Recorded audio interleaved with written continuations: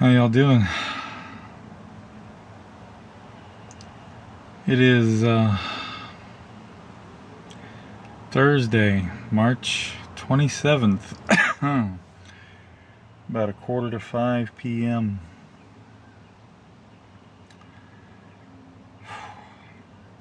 I figured out the date today. How about that?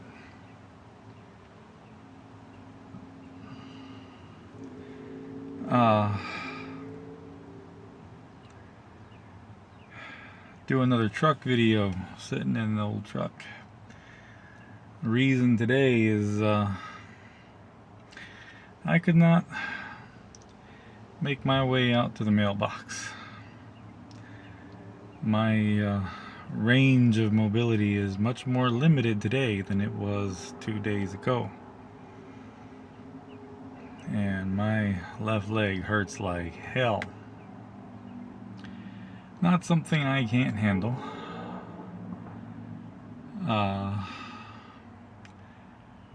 Fortunately or unfortunately, me and pain are old buddies. I'm well acquainted with it and can deal with it pretty well. But I don't want to overdo it and cause a problem. I also don't want to put myself in a position where I get stuck because I just can't walk anymore. And I don't want to fall down because right now I don't think I could even climb something to get back up. So took the old truck down a driveway to check the mail. Where there's an old Ford, there's a way. Yes, I am wearing the same flannel shirt and the same t-shirt I wore last night. No, I did not feel like changing last night. I will change this evening. So not only am I out here with my bed head that some of my viewers don't seem to like, I'm also wearing the clothes I wore yesterday. How about that for not cleaning up? I'm not throwing shade at y'all. It's just I just found it kind of funny and somewhat surprising that I've been through a lot, and there's some people out there that don't understand, I guess, how I don't put more care into my appearance. I wash my hair, I wash my body, I stay clean, I brush my teeth. I don't let myself get all nasty, but I'm not worried about looking good, you know. I don't care. I really don't. Those days are over. Unless I get a job. When I get a job, if I can get a job, I will make sure I put more into my appearance. But right now I really don't give a damn.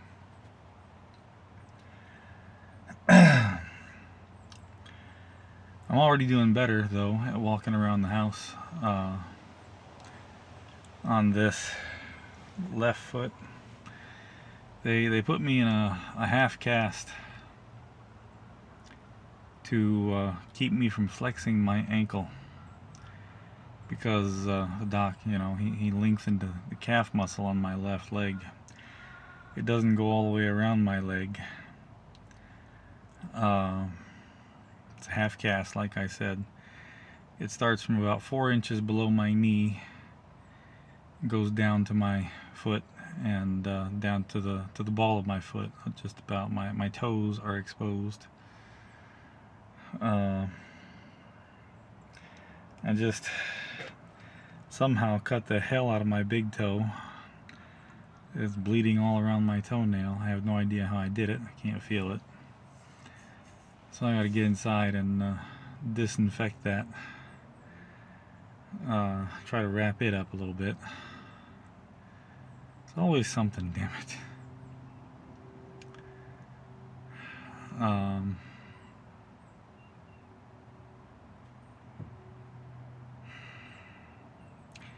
But I went out to get the mail, and I come back.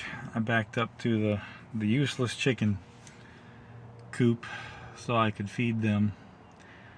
Brought the chicken feed out with me. And this way I don't have to cross the yard to get to them. Again, where there's an old Ford, there's a way. Probably cut my toe on something walking around, hobbling around.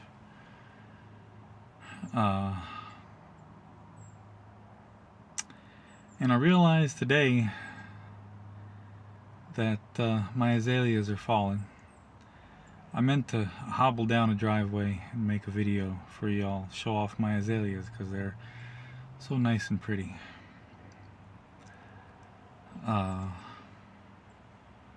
I never really cared much to have flowers, you know. That was always a thing for the missus, and she wanted flowers, but she couldn't take care of them. She would go and spend a whole bunch of money at a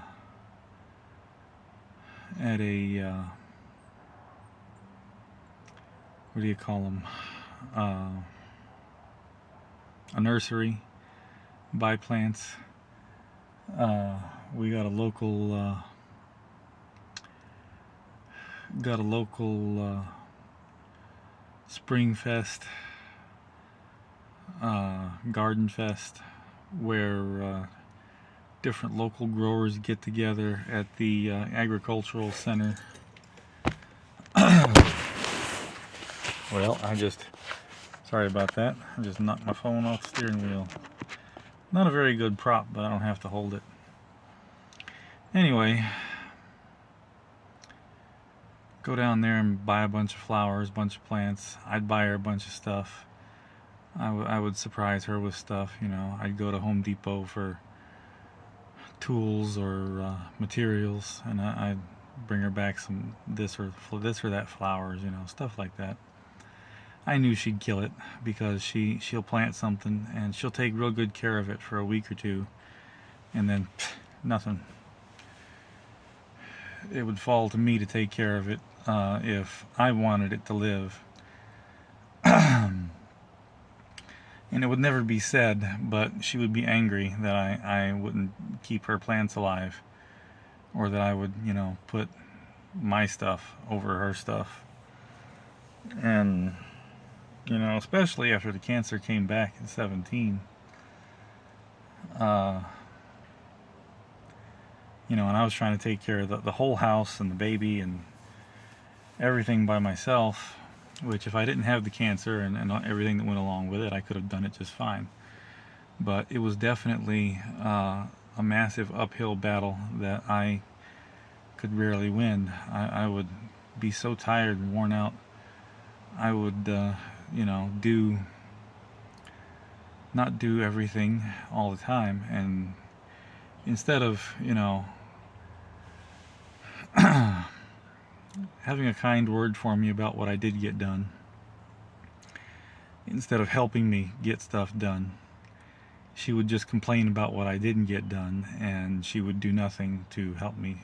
She would not raise a finger to help around the house, which pissed me off and really hurt my feelings because, you know, the first time I had cancer, I worked a full-time job through the treatments, and you know, that was killing me.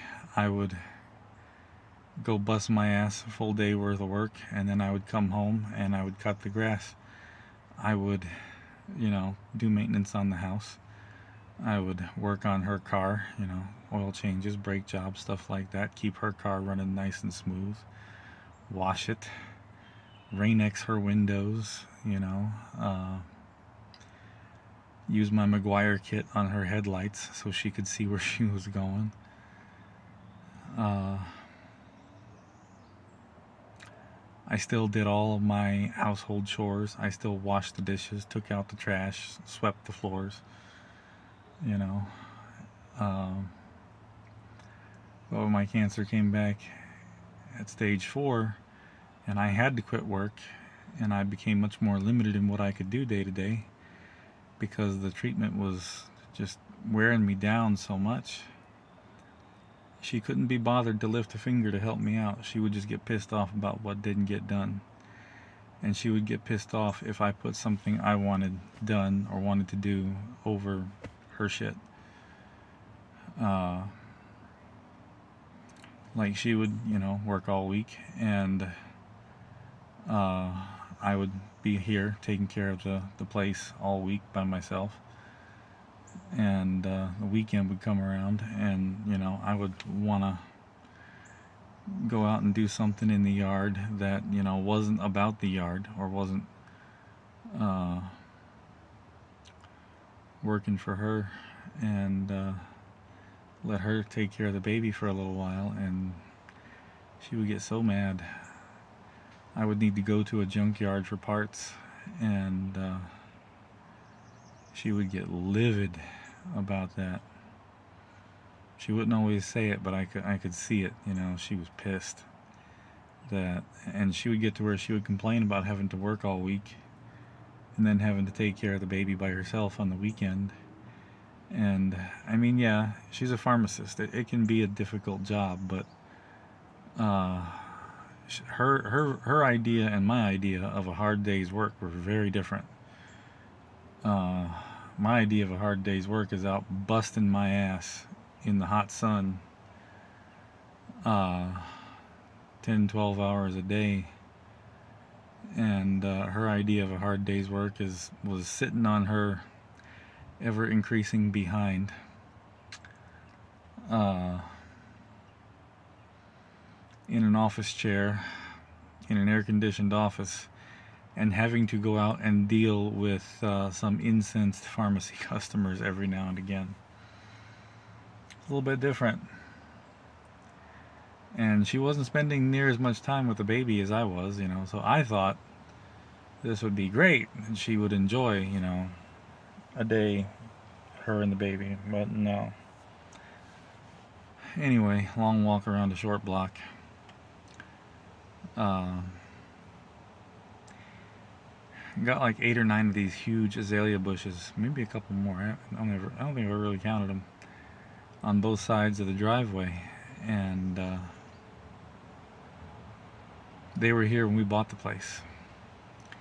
And every spring they bloom so beautiful, so full, and they range in colors from like a deep pinky red to pink to an almost purple, and then they go to like a purpley pink to a white pink, and some of them are actually white, and they are gorgeous. And I meant to hobble down a driveway one day last week and show y'all, but I didn't get around to it, and I saw today that they're all starting to fall. Sometimes they bloom more than once in the spring though, so if I get a second bloom, I'll be sure to show y'all.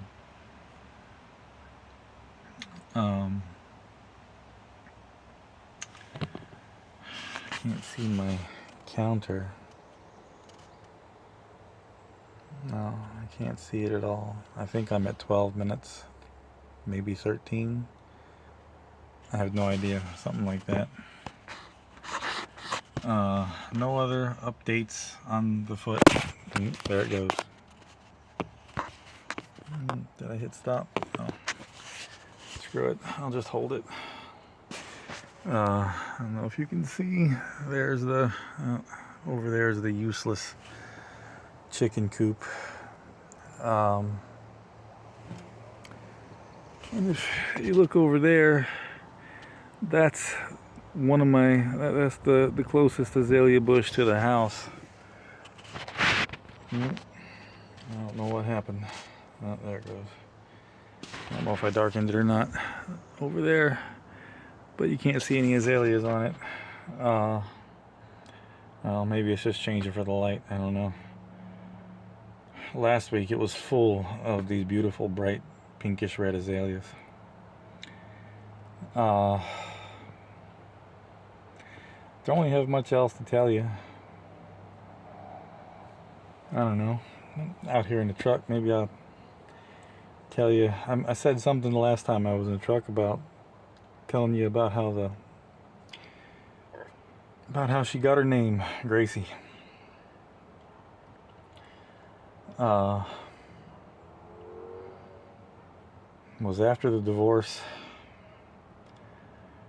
I had just got this truck because I needed a full-size truck to move cars on trailers, because I was, trying to make extra money hauling parts and hauling junk cars and whatnot, flipping cars. I didn't have, anything but my Social Security to work with, so it was real tight. I got an amount of cash with the loan to try to help me, adjust into single life. I had grand plans of, getting a work truck and trying to start my own little business. It didn't go anywhere.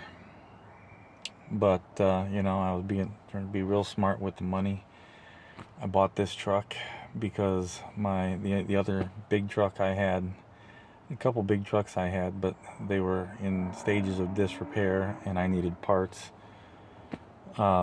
And that 2015 Jeep I had wasn't worth a flip. It was good to go from A to B, but that was about it. So I bought this truck. Got this truck really cheap because it's not pretty, but she was mechanically sound. Old farm truck. And a few months later, I was real down. I was just trying to get by, trying to be there for my son, trying to keep my head up, I found something on Marketplace and it just spoke to me. Was something that I had wanted for 25 years or so. It was a car, and it was 2 years newer than what I wanted, but everything else about it was what I wanted in that car. It was a 1985 Plymouth Grand Fury, big boxy car, ex-police detective's car from Daytona Beach. These cars are primarily used as fleet cars, police cars, taxis, base transportation, things like that.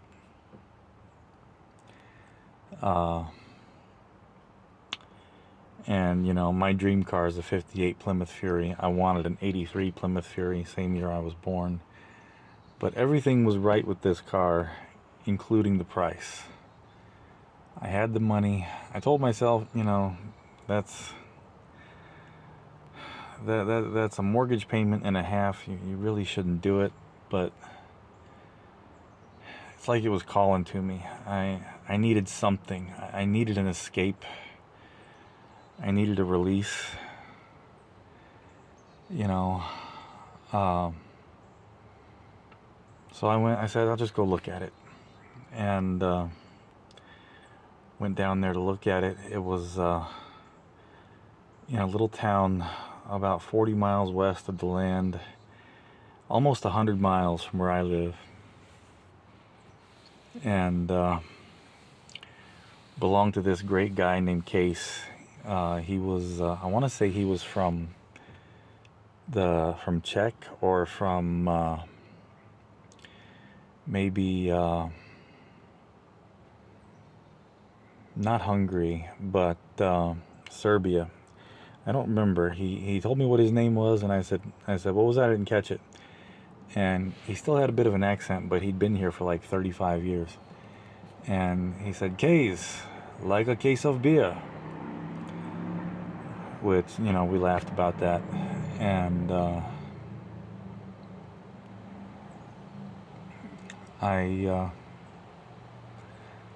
so I went and looked at this car, and I fell in love. I fell in love. She was everything I wanted in this car. He had bought it years ago, had the engine built up real nice, Still had the 318, but took it from 144 horsepower to the rear wheels to 350 horsepower to the rear wheels.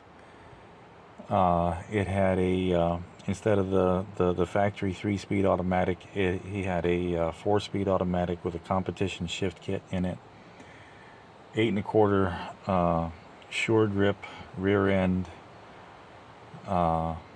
true dual exhaust, long tube headers, gunmetal blue. It's like a really dark metallic blue, really pretty color. And I was in love, man. And I told him, I says, well, you know, I said, man, I love this car. I said, I didn't bring my truck and trailer, but if you still got this car next Saturday, I'm gonna come get it. I said, if somebody comes up to buy it and they got the bread, you know, go ahead and sell it. Don't wait on me. But if somebody comes and gets the car, you know, sell the car. Just let me know. So I came home and I was thinking about that car all week. You know, should I do it? You know, we went for a ride in it, and I wanted it so bad. You know, I was like, this is it. This is what I need. This is my escape. And you know, the next week come around and she was still there. So I had my car trailer, I had this truck been treating me right. So I hooked up the car trailer, went down there to get her, and probably 2/3 of the way there, the temperature gauge went up. Not terribly so, just enough to, you know, I need to pay attention to this. Got down there, the car was there, you know, he said it was here, come get it. Got down there, and he said, man, he said, you know, I can see how much you love this car. He said, I love this car. He said, I don't want to sell it. He said, I was thinking if you didn't come back to get it, I'm just going to keep it. But, you know, you're here, so I kind of think that maybe you're meant to have it. And I was thinking the same thing, you know, maybe I was meant to have it. So I paid the man, we loaded the car up, and I started my trip back. And I got about 10 miles from his place, and the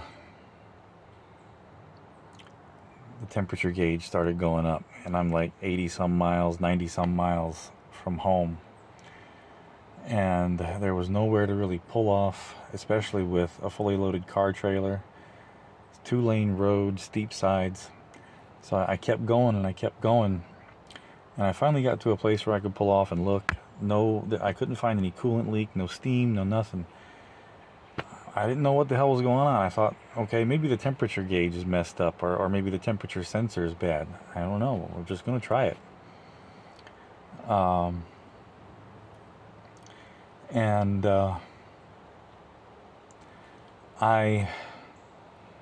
I just went, you know, and I'm just going, and I'm like praying, you know, and I'm talking to the truck. I'm like, you know, Ford, don't fail me now. And, you know, we get a little farther and get a little farther. I'm like, okay, we're doing it. We're going and we're making it.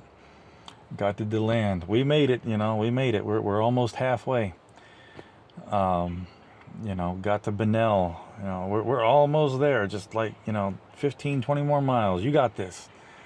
And I made it, you know, pulled into my driveway, parked the truck, and I was like, damn. And when I shut it off, I could hear it ticking. I could hear that she was low on coolant and that engine was hot. And I'm like, holy shit. I'm not sure what it is, but there is a problem. But by the grace of God, we made it. And I'm sitting here behind the wheel, and I reached up, tapped her on the dashboard, and I said, I dub thee Gracie, my loyal steed. And that's how she got her name. And it turned out that there wasn't really a problem. She was low on coolant, but these Ford 300 inline sixes are so damn strong, so bulletproof, you know, they'll get out there and bust their ass on 3/4 low on coolant, and it won't die. I properly filled the coolant reservoir, properly made sure that the water jackets and everything were full. There's a certain way you got to do it to make sure it's totally full. You can't just do it, fill a radiator and then done. I did all that, and she has not overheated on me once a day since, and she has pulled some major loads. That don't sound right.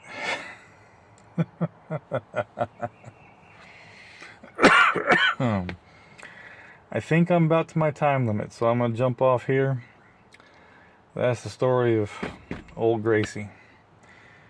Maybe I'll tell you about Sammy next, the 85 Plymouth, my old hot rod. And before anybody says something, yes, I still have it. No, I couldn't sell it for enough money to save me. That said, the GoFundMe link is in the description if anyone would like to help out.